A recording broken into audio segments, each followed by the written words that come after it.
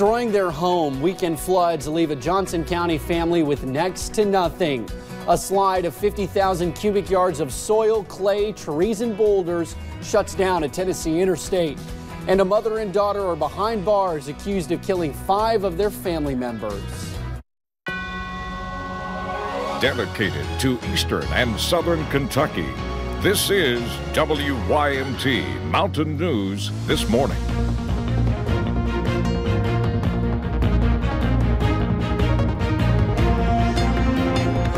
Good morning. It is 6 o'clock on the dot on this Tuesday, February the 26th. I'm Will Puckett. Thank you for tuning into Mountain News this morning. It's a chilly start to your Tuesday. You're going to have to defrost those windows, but Brandon has said that some of you could see 60 degrees in February. I should have brought a prop in here and put my sunglasses on when I was talking about this forecast, because it's going to be a nice, bright, sunny day, just like it was yesterday, a little warmer than yesterday. The wind will be calmed down today as well, so that's made a big factor. Yesterday, I had some roof damage on my porch roof, and I was trying to repair it, and that wind would just cut right through you. Let's get into the forecast, starting with Pikeville Medical Center camera this morning, overlooking beautiful downtown Pikeville, and you can see things pretty quiet there. Nice little scene. Not a lot of folks awake just yet moving around, but they will be. Back to Whitesburg this morning, overlooking that beautiful city there, and you can see lots of activity not going on right now, but it will be a little bit later on as folks start to get moving around and starting their day on this Tuesday. Temperatures in the 20s and 30s this morning, so bundle up. Again, maybe a slick spot or two out there, especially water still running over road in some locations. A lot of those have started to dry up with the sunshine yesterday, but again, if you're still seeing some drainage, that's what's going to continue to see those water issues. Look at that. A lot of zeros there on the wind speed, so that's some good news there, not creating as many wind chills. Out the door forecast, we are going to see temperatures climb to close to 60 this afternoon and lots of sunshine after a chilly start to the day. Full forecast on the way here in just a few minutes. Will. Alrighty, Brandon, thank you.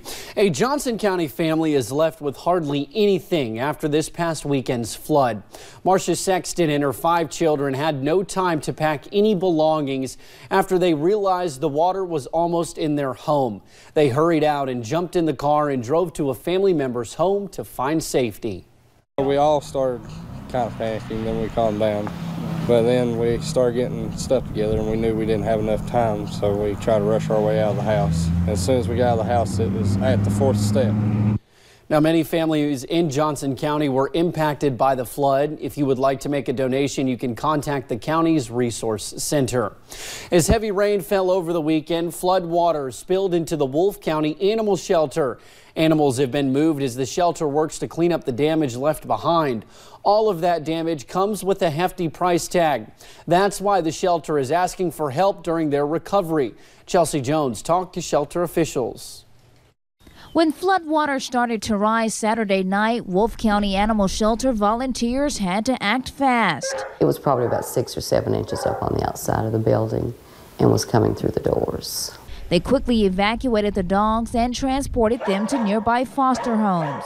Volunteers spent the night pushing out water. Now they're busy cleaning up the damage. If you look at the floor has been damaged tremendously by where our volunteers spend hours squeegeeing. The shelter is asking for donations. Volunteers sanitizing everything the floodwaters touched to keep the dogs from getting parvo. We have to use a product called Rescue that's very, very expensive.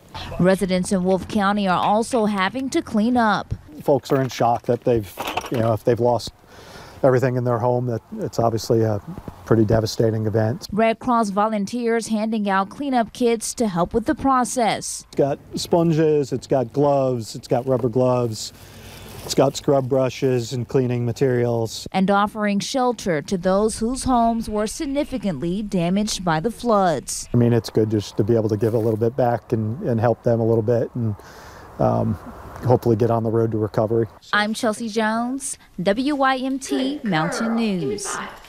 Now, people remain stranded in the Confluence community of Leslie County this morning. Water released from Buckhorn Lake floods the roads in and out. Officials with the Army Corps of Engineers say it could take weeks before the levels will become normal. Kentucky 257 is closed as the water is over most of the road. Yesterday, groups pitched in to deliver supplies. However, conditions are dangerous even by boat. Maintain what you got just in case no one can't get to you to give you more food or water. It was not until later yesterday afternoon around 3 that crews were able to get out on the water and deliver food. They first had to check for dangerous conditions like bridges and buildings that are underwater. Now, as the floodwaters recede in Magoffin County, many are now seeing the sheer scale of damage. Magoffin County was one of the hardest hit areas in eastern Kentucky. One man says it only took 20 minutes for floodwaters to almost flood his house. And although his house is dry, he says he lost thousands of dollars worth of equipment to floodwaters. It luckily stopped. And, you know, I'm just thankful that the stuff we lost is material stuff. There's people in town that lost a lot more than we did, and I feel for them. Now, Mark Salyer believes drains backing up contributed to the flooding in his area. Part of Interstate 24 in Tennessee is shut down after a massive landslide covered the highway over the weekend. The face of a cliff collapsing onto the roadway below, sending tons of mud, rock, and even entire trees tumbling down. 50,000 cubic yards of soil, clay, trees, boulders, all covering a massive swath of I-24 East. Eventually, once the top of the slide zone is stabilized, engineers will backfill the area with blasted rock. Well, Virginia State Police say they are investigating a single vehicle crash in Dickinson County that claimed the life of a B. Virginia man. Homer W. Deal died during a crash that happened Saturday morning on Route 80 when his vehicle appeared to have hydroplaned. Investigators say that Deal was not wearing a seatbelt. The crash remains under investigation.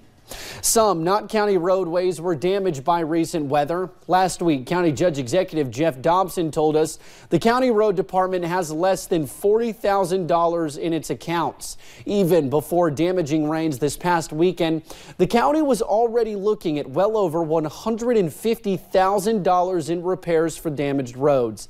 And as we learned yesterday, some people in the county are not able to get to or out of their homes. WYMT's Macy Marie reports. We are told it's too dangerous to drive out to the families stranded along Hummingbird Lane. And although it's a county road, state highway crews are out here helping clear debris. Their focus, however, is fixing Kentucky Route 550, a road that's been hammered by erosion. Locals say they've been nervous watching school buses drive here. When it went over, it kind of leaned, you know. It was scary. I mean, it's watching the bus went over.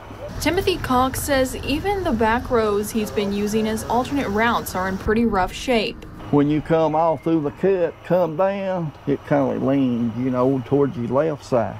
Officials from Highway District 12 say they've been stretched thin, considering they are working on 32 different incidents in the 7 counties they cover. We have not had this many significant incidents in this short amount of time ever. Another issue, Sarah George says asphalt plants do not reopen until the 1st of April, meaning these repairs are only temporary. Places where the blacktop needs to be replaced won't be able to have a permanent fix until the asphalt plants reopen. In the meantime, state road crews will need to file estimates on damages to get emergency funding from the state. Now, Kentucky Route 550 was reopened but could close again today for more repairs. County officials tell us repairs on Hummingbird Lane are expected to begin soon. Previously, officials from the county told us because of their financial situation, they are only able to work on county roads that are completely blocked. Authorities in Bucks County, Pennsylvania said a mother and her teen daughter are in custody this morning after 5 of their relatives were found dead Monday inside an apartment. A news release said 45-year-old Shayna Decree and 19-year-old Dominique Decree are accused of killing their own family, including some kids. It's not known how the victims died. Detectives are still investigating. 3 people are dead after a train heading for Chicago struck a car in Michigan. Authorities say the crash occurred near Kalamazoo around Sunday at 10 p.m. local time. Oshtemo Township fire officials say there were no survivors inside the vehicle. No injuries were reported among the passengers on the train. Some roads in the area were closed while emergency responders worked the scene. More than 600 people had to be rescued in Minnesota after their cars got stuck in the snow this weekend. Some people were stranded in snow drifts 7 feet deep. The National Guard rescued people and took hundreds of them to pop-up shelters. With nowhere else to go, nearly 200 people stayed in the shelter overnight.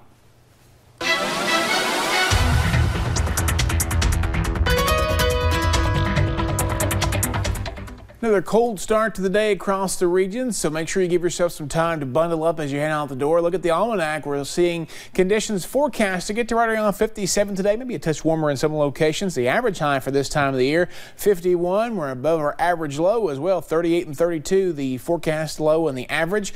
Could be worse. Could be 11 degrees tonight like it was back in 1990 on this day. The record high set back in 2000 at 78 degrees.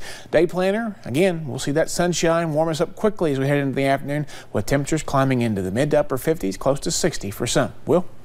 All righty, Brandon, thank you. Well, thank you for joining Mountain News this morning. More news is on the way. Decades-old eyewitness memories of a crash led to the remains of a Navy pilot previously missing in action for decades.